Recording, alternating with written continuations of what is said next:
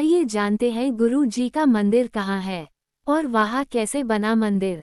गुरु जी ने महासमाधि कब ली और कैसी ली। गुरु जी जालंधर, चंडीगढ़, पंचकुला, दिल्ली, मुंबई आदि में रुकते रहे और अंततः जालंधर के डिफेंस कॉलोनी में एक घर में बस गए, जिसे अब उनका मंदिर कहा जाता है। वे 2002 तक दिल्ली और जालंधर के बीच आते जाते रहे।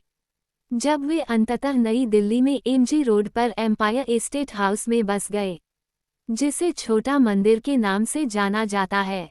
गुरुजी जालंधर, चंडीगढ़, पंचकुला और नई दिल्ली सहित कई जगहों पर बैठे। 90 के दशक के दौरान उन्होंने छतरपुर के भट्टी माइंस इलाके में शिव मंदिर भी बनवाया, जिसे उनके भक्त बड़ा मंदिर के नाम से जानते हैं। अब यही उनकी समाधि है।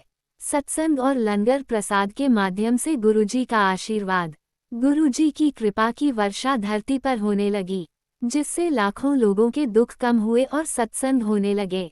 यहीं पर भारत और दुनिया के दूसरे हिस्सों से लोग उनका आशीर्वाद लेने आते थे। गुरुजी के सत्संग में परोसी गई चाय और लंगर प्रसाद में उनकी विशेष दिव्य कृपा होती थी। भक्तों ने उनकी कृपा को विभिन्न रूपों में अनुभव किया। असाध्य रोग ठीक हो गए और कानूनी, वित्तीय और भावनात्मक समस्याओं का पूरा जाल सुलझ गया। संगत के कुछ सदस्यों को देवताओं के दिव्य दर्शन भी हुए। गुरुजी के लिए कुछ भी असंभव नहीं था, क्योंकि वे भाग्य लिखते थे और उसे फिर से लिख सकते थे। गुरुजी के दरवाजे ऊंचे नीचे, गरीब अमीर और सभी धर्मों के लोगों के लिए खुले थे। सबसे साधारण आदमी से लेकर सबसे शक्तिशाली राजनेता, व्यापारी, नौकरशाह, सशस्त्र सेवा के कर्मचारी, डॉक्टर और पेशेवर, सभी उनका आशीर्वाद लेने आते थे। सभी को उनकी समान रूप से आवश्यकता थी और गुरुजी ने सभी को समान रूप से आशीर्वाद दिया। उनके करीब बैठने वाले, उनके पैर छूने वाले लोगों को भी उतना ही लाभ होता था जितना कि दुनिया में कहीं भी उनकी प्रार्थनाओं में उनका आशीर्वाद लेने वाले लोगों को। सबसे महत्वपूर्ण बात थी पूर्ण समर्पण और उन पर बिना शर्त भरोसा। गुरुजी एक दाता थे। उन्होंने कभी किसी से कुछ भी नहीं लिया या किसी से कुछ भी नहीं मांगा। कल्याणकर्ता, गुरुजी कहते थे और हमेशा आशीर्वाद यही भक्त को मिलता था। उन्होंने एक बार समझाया था कि उनका हमेशा आशीर्वाद केवल इस जीवन के लिए नहीं था, बल्कि निर्वाण के साथ समाप्त होता था।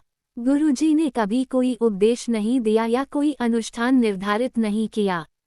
फिर भी उनके संदेश को भक्त द्वारा केवल भक्त को ज्ञात तरीकों से प्राप्त किया गया। उनके साथ यह संबंध न केवल उत्थान और ऊर्जा देने वाला था, बल्कि एक गहरा परिवर्तनकारी भी था। इसने भक्तों के जीवन को एक ऐसे स्तर पर उठा दिया जहां आनंद, पूर्णता और शांति आसानी से मिल गई। गुरुजी के रूप में गुलाब के समान एक दिव्य सुगंध फैलती थी। आज भी उनकी सुगंध उनके भक्तों द्वारा उनकी उपस्थिति के प्रमाण के रूप में महसूस की जाती है। महासमाधि, उन्होंने 31 मई 2007 को दिल्ली में महासमाधि प्राप्त की। गुरुजी ने 31 मई 2007 को महासमाधि ली। उन्होंने कोई उत्तराधिकारी नहीं छोड़ा, दिव्य प्रकाश के लिए कोई नहीं है। उनका जोर इस बात पर था कि भक्त हमेशा उनसे सीधे जुड़े, और भी ज्यादा प्रार्थना और ध्यान के माध्यम से। गुरुजी का एक मंदिर है, जिसे दक्षिण दिल्ली के भट्टी माइंस में बड़े मंदिर के नाम से जाना जाता है। आज जब गुरुजी अपने नश्वर रूप में नहीं रहे, तो उनका आशीर्वाद वही चमत्कार कर रहा है। उनकी कृपा उन लोगों पर भी समान रूप से बरस रही है जो अपने जीवनकाल में उनसे कभी नहीं मिले। जय गुरु जी, शुक्राना गुरु जी। सच्चा गुरु सिर्फ प्रेम और विश्वास का भूखा होता है। मेरी फोटो के सामने बादाम और पिस्ता रखने से हमेशा बचना चाहिए।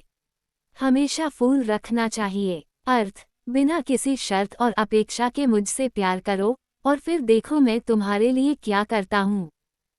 ओम नमः शिवाय, शिवजी सदा सहाय। ओम नमः शिवाय, गुरुजी सदा सहाय। नमः शिवाय, शिवजी सदा सहाय। नमः शिवाय, गुरुजी सदा सहाय।